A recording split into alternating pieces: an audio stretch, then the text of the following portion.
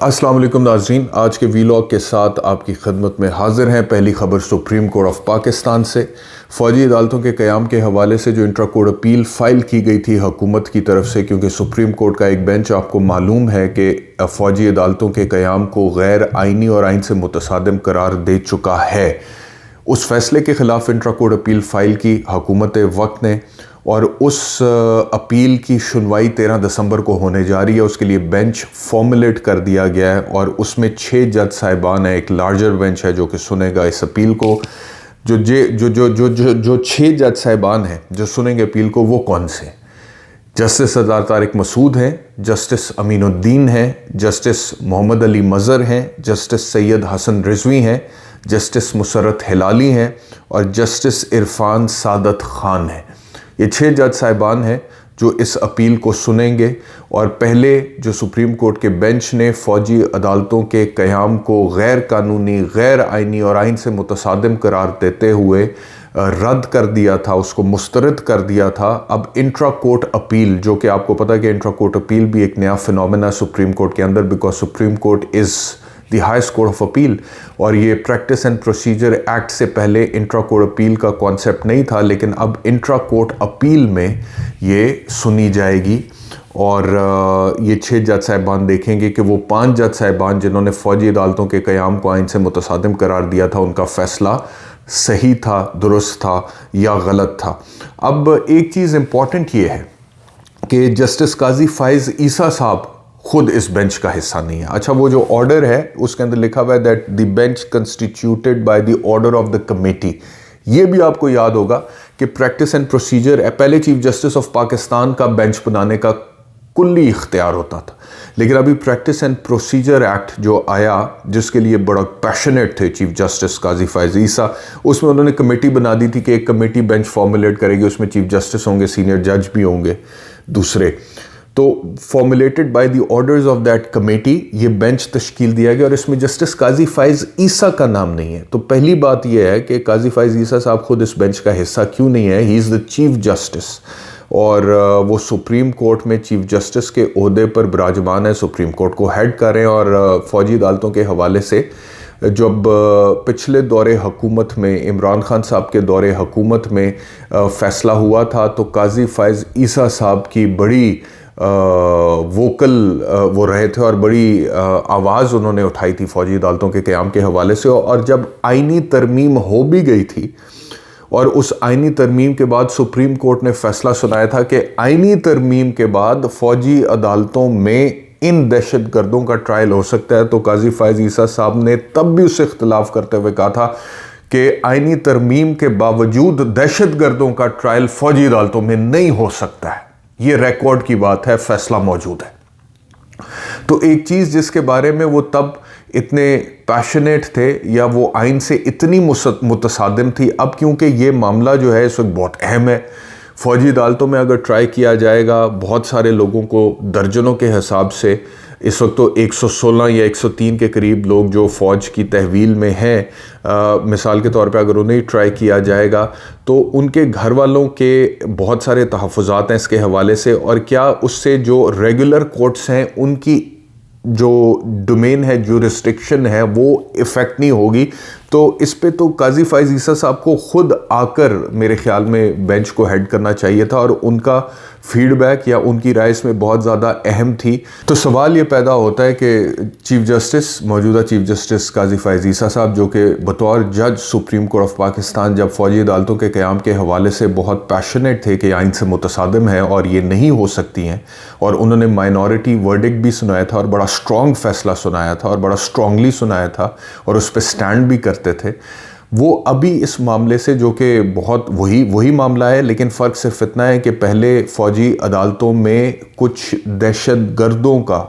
Trial होना था जिनका ताल्लुक़ कलअदन तंजीमों से था। अब मुमकिना तौर पे फ़ौजी अदालतों में पाकिस्तान तहरीक इंसाफ के उन सपोर्टर्स का ट्रायल होना है जिनके ऊपर 9 मई के वाक़यात का इल्ज़ाम है। तो क्या मेरा सवाल बड़ा सिंपल है, सादा है। आई होप आप इसको समझेंगे, अंडरस्टैंड करेंगे कि जब दहशतगर्द जिन्होंने GHQ पे हमला किया, जिन्होंने ISI की बिल्डिंग्स पर हमला किया, जिन्होंने APS पेशावर किया, अगर उन लोगों के ट्रायल की बात होगी तो उस वक्त के जज काजी फायज़ ईसा कहेंगे कि आइन में तरमीम करने के बावजूद फ़ौजी अदालतों में उनका ट्रायल नहीं हो सकता। ये उनका पॉइंट ऑफ व्यू था। लेकिन अभी पाकिस्तान तहरीक इंसाफ से ताल्लुक़ रखने वाले जो उनके कारकुनान हैं या उनके जो सपोर्टर्स हैं, जो 9 मई के वाक़यात में नामज़द हैं, चाहे वो कोर कमांडर लाहौर के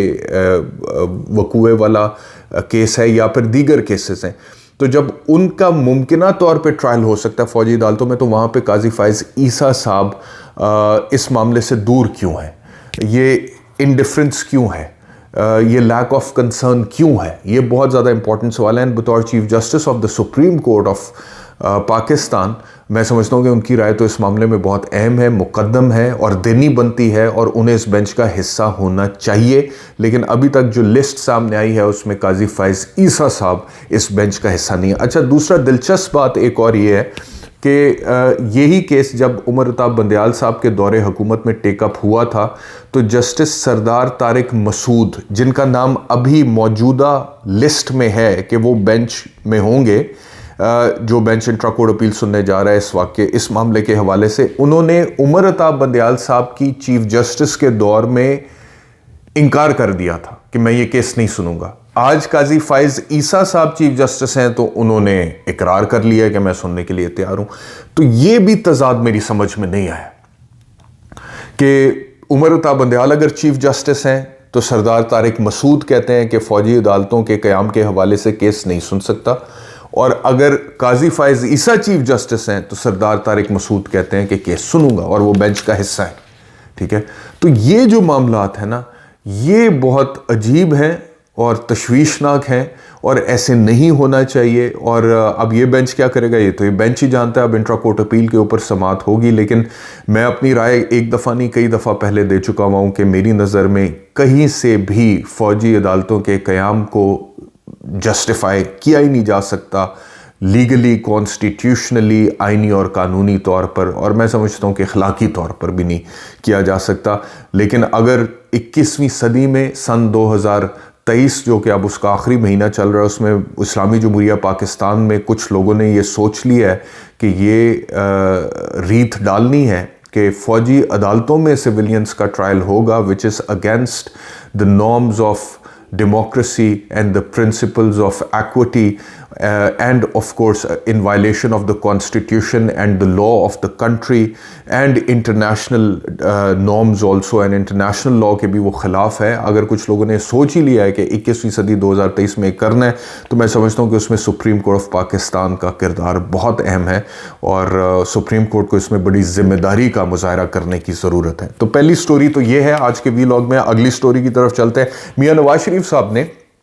जो टिकटों की तकसीम है उसमें जो टिकट मांगने के लिए आए थे पाकिस्तान मुस्लिम लीग नवाज की, उन लोगों से कुछ गुफ्तगू की है, और गुफ्तगू उन्होंने वही की है जो कि वो पहले करते थे लंदन जाने से पहले। तो लंदन जाने से पहले या लंदन यात्रा से पहले जो उनकी गुफ्तगू थी, अब आहिस्ता आहिस्ता वो उस गुफ्तगू पर वापस आ रहे हैं। आपको याद है कि मैंने कल के व्लॉग में भी ये कहा था कि एजेंसीज़ के हवाले से आमिर इलियास राना ने जो गुफ्तगू की है कि जज अरशद मलिक को उठा लिया था एजेंसियों ने और फिर लिखा हुआ फ़ैसला उसको दिया और ब्लैकमेल किया उसको वीडियो दिखा के, और इस वजह से उसने नवाज शरीफ को सज़ा दी। तो उसमें नुकसान क्या सिर्फ नवाज शरीफ का हुआ है या जज अरशद मलिक का हुआ है? मैं तो समझता हूँ एजेंसीज़ का। जो आमिर इलियास राना ने कहा है उससे मेरी नज़र में तो सबसे ज़्यादा नुकसान एजेंसीज़ का है कि लोग कहेंगे कि भाई ये क्या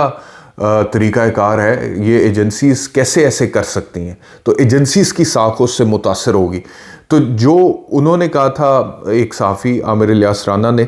अब नवाज शरीफ साहब क्या कह रहे हैं? वो कहते हैं जी हर दफ़ा हमने अच्छे अच्छे काम किए लेकिन हर दफ़ा हमें निकाल दिया गया। मुझे पता लगना चाहिए कि 93 और 99 में क्यों निकाला गया था मुझे। हमने कहा था कि कारगिल लड़ाई नहीं होनी चाहिए, क्या इसलिए निकाला? वक्त साबित कर रहा है हम सही थे और वो फैसला भी हमारा सही था। हमारे दौर में भारत के 2 वज़ीर आज़म पाकिस्तान आए, अटल बिहारी वाजपेयी और नरेंद्र मोदी। अब मामलात भारत और अफ़गानिस्तान के साथ ठीक करने हैं, ईरान और चीन के साथ भी मामलात ठीक करने हैं। और उसके बाद उन्होंने अपनी परफॉर्मेंस गिनवाई कि कितनी अच्छी परफॉर्मेंस थी और क्यों मुल्क के साथ ऐसा सलूक किया जाता है, और वो लोग जिन्होंने ये सलूक किया था यानी कि मियां नवाज शरीफ को निकाला था, उनका मुहासबा होना चाहिए। अब ये जो गुफ्तगू है मियां नवाज शरीफ की, किस तरफ इशारा करे, किसने निकाला था मियां नवाज शरीफ को? वो तो खुद कहते हैं कि जी उस वक्त के जज साहिबान या सुप्रीम कोर्ट उस वक्त की और साकिब निसार और दीगर जज साहिबान बकौल मियां नवाज शरीफ या पाकिस्तान मुस्लिम लीग नवाज के, they were playing in the hands of certain people who were powerful, यानी कि वो एस्टैब्लिशमेंट का हवाला देते हैं कि उनके हाथ में वो खेल रहे थे। तो अब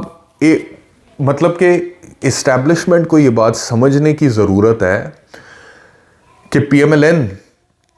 आज अगर ये कह रही है कि हमें इस तरह निकाला गया था और उन लोगों का मुहासबा होना चाहिए, तो वो भी एस्टैब्लिशमेंट की बात कर रहे हैं। PTI अगर आज कह रही है कि हमारे साथ ज्यादती हो रही है, तो वो भी एस्टैब्लिशमेंट की बात, यानी कि PMLN भी एस्टैब्लिशमेंट के हवाले से कह रही है कि ज्यादती हो रही थी, पीपल्स पार्टी भी एस्टैब्लिशमेंट के हवाले से कहती है कि ज्यादती हुई थी, PTI भी एस्टैब्लिशमेंट के हवाले से कहती है कि ज्यादती हो रही है। कहने का मकसद ये है, what the establishment of Pakistan needs to think, कि ये जितनी भी पॉलिटिकल पार्टीज़ हैं या ये जितने भी लीडर्स हैं, ये गो के अलग-अलग हैं, इनके आपस में इख्तलाफात हैं, लेकिन एक चीज़ इनके अंदर कॉमन है,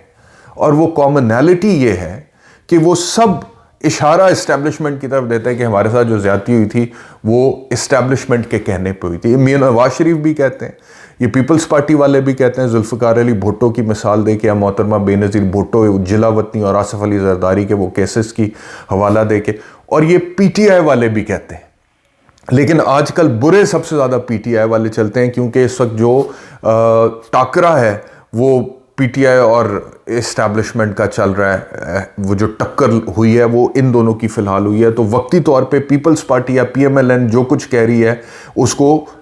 इग्नोर किया जा रहा है और उसको बुरा नहीं मनाया जा रहा, लेकिन उसका भी नुकसान हो रहा है।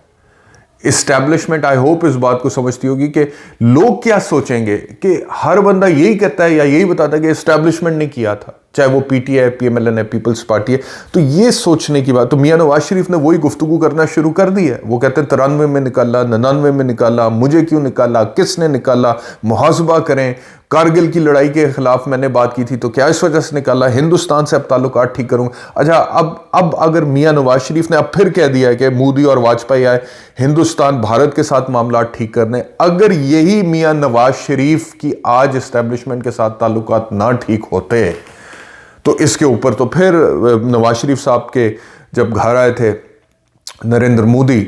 और वो तोहफे वगैरह उनको दिए थे और लिए थे उनसे, और वो किसी शादी पे उनके घर आ गए थे रायवंड में, तो बात यही हुई थी ना। और बिलावल भुट्टो जरदारी ने बोला मोदी का जो यार है गद्दार है, गद्दार है, ठीक है जी। और पूरा एक नैरेटिव बिल्ड हुआ था कि मियां नवाज शरीफ जो हैं वो हिंदुस्तान के लिए एक खास या मोदी के लिए एक सॉफ्ट कॉर्नर रखते हैं, which is not good for Pakistan और द पीपल ऑफ पाकिस्तान। लेकिन तब उसके ऊपर क्योंकि एस्टैब्लिशमेंट के साथ उनके ताल्लुकात ठीक नहीं थे, तो तब वो नैरेटिव बिल्ड हुआ। आज मियां नवाज शरीफ बात करेंगे तो आज कोई प्रॉब्लम नहीं है, अब वो डिप्लोमेसी हो सकती है, वो इंटरनेशनल डिप्लोमेसी हो सकती है, वो बायलैटरल रिलेशन की डेफिनेशन में फॉल करेगा, अब वो फॉरेन पॉलिसी में फॉल करेगा। तो ये इसका प्रॉब्लम क्या है? इसका प्रॉब्लम ये है कि जब आप इन मामलात को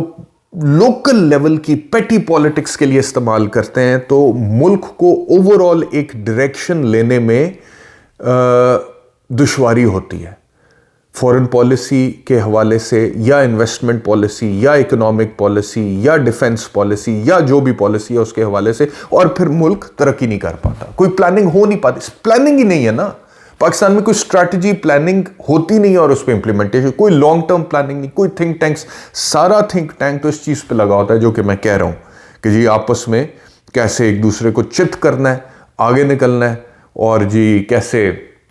ताकत अपने हाथ में रखनी है। तो बहरहाल मियां नवाज शरीफ की गुफ्तगू भी इस्टेब्लिशमेंट की तरफ इशारा कर रही है, और मैं समझता हूँ कि इस्टेब्लिशमेंट, चाहे उस वक्त के लोग चेहरे और थे, आज चेहरे और हैं, लेकिन अब ये चीज़ लोगों को समझ आती है कि पॉलिसी जो है वो तो इदारा एक ही फॉलो करता है, तो नुकसान इस्टेब्लिशमेंट का सर्टनली है और ये बात इस्टेब्लिशमेंट को समझनी चाहिए और अपनी साख बेहतर करने की कोशिश करनी चाहिए।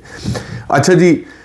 इमरान खान साहब के हवाले से ख़बर यह है कि तौहीन इलेक्शन कमीशन ऑफ पाकिस्तान की जो कार्रवाई है और उसका जो जेल ट्रायल का इंडिया इलेक्शन कमीशन ने दिया कि 13 दिसंबर को होगा और फ़र्द जरमायद होगी अडियाला में, उसको चैलेंज कर दिया इमरान खान साहब ने लाहौर हाई कोर्ट में। फवाद चौधरी साहब को एंटी करप्शन के हवाले कर दिया गया राहदारी रिमांड पर और उनकी एक तस्वीर भी आई है जिसमें उनके हाथों पर हथकड़ियाँ लगी हुई हैं और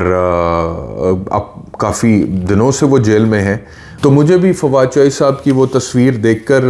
दुख हुआ, अफसोस हुआ कि वो अब जेल में काफ़ी दिनों से तो हैं, लेकिन वही बात है कि किस इल्ज़ाम में है, क्या इल्ज़ाम है फवाद चौधरी के ऊपर जिसकी वजह से उन्हें जेल काटनी पड़ रही है और अब राहदारी रिमांड पर एंटी करप्शन के हवाले उनको कर दिया गया है। बहरहाल उनकी जो बेगम है हिबा फवाद चौधरी साहिबा, उनका एक ट्वीट है जिसमें उन्होंने गिला किया कि उनको और उनके बच्चों को फवाद चौधरी साहब से मिलने नहीं दिया गया जेल में, और इस हवाले से उन्होंने गिला अपने ही देवर फैसल चौधरी जो फवाद चौधरी के भाई हैं, वकील हैं, उनके हवाले से किया है और उन्होंने कहा है कि वकील फैसल चौधरी इस चीज़ का ज़िम्मेदार है और उन्होंने नहीं मिलने दिया। और फवाद चौधरी साहब की एक तस्वीर जिसमें फवाद चौधरी साहब को हथकड़ियाँ लगी हुई हैं और वो अदालत में बैठे मेरे ख्याल में अपने केस की बारी का इंतज़ार कर रहे हैं, वो उन्होंने अपने ट्विटर अकाउंट पे शेयर की है। ये फवाद चौधरी साहब के हवाले से ख़बर थी। और आखिरी बात कि बिलावल भुट्टो साहब कहते हैं जी मियाँ साहब अगर चौथी बार भी आए सिलेक्ट होकर तो ना अवाम मानेगी ना मैं मानूंगा। तो जब आपको हुकूमत मिलनी थी वहाँ पे इकट्ठे जब हुकूमत करनी थी, इमरान खान को बाहर करना था, तब तो आप सब कुछ मान गए थे, लेकिन अभी क्योंकि आपको लगता है कि अब आपस में मुकाबला है और आपस में मुकाबले में कौन ज़्यादा इक़्तिदार में हिस्सा लेकर जाता है, उन्हीं लोगों से मुकाबला जिनके साथ बैठ के हुकूमत कर रहे थे, क्योंकि बिगर एनिमी सियासी तौर पे जो था उसको फ़िलहाल इस्टेब्लिशमेंट सॉर्ट आउट कर रही है। तो यहाँ पे तो हम ताकत या सीटें या वजारतें ज़्यादा लें तो अब आपको मियाँ साहब काबिल कबूल नहीं है, अब आप नहीं मानेंगे, अब आप कहेंगे मैं नहीं मानता, और शहबाज शरीफ साहब भी आप कहेंगे कि मैं नहीं मानता, मैं नहीं जानता, और हबीब जालिब साहब की रूह सर्टनली मेरे ख्याल में कोई अच्छा महसूस नहीं करेगी जब स्टेटस को की कुव्वतें, स्टेटस को की अलामतें उनकी शायरी का इस्तेमाल करें स्टेटस को दवाम बख्शने के लिए। बहरहाल आज के वीलॉग में इतना ही, बहुत शुक्रिया, अपना ख्याल रखिए, अल्लाह हाफ़िज़।